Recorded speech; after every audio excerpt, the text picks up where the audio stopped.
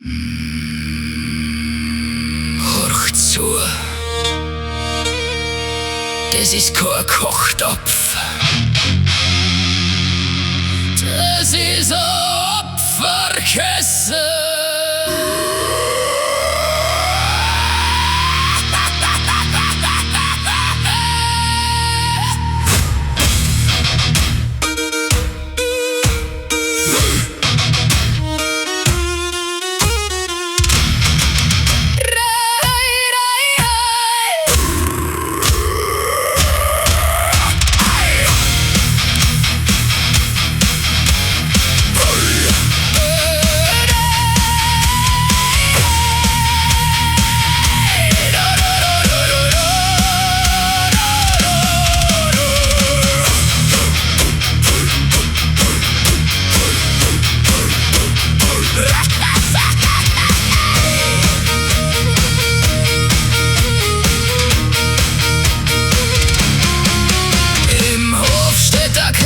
Schwarz und alt, vom Ruß ganz blind, vom Feuer kalt.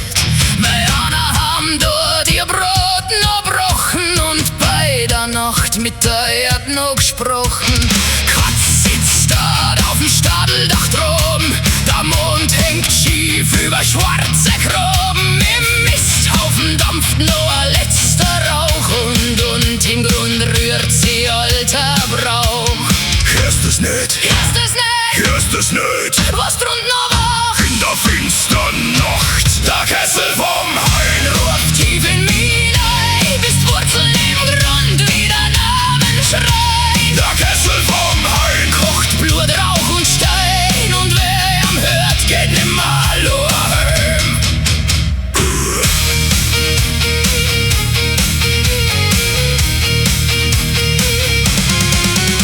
Ein Kranz aus Alben liegt rund um den Herd, kein Pfaff, kein Buch, kein fremdes Wort wert, nur Salz auf der Zunge und Aschen im Haar und der Spur, der schon vor uns da war.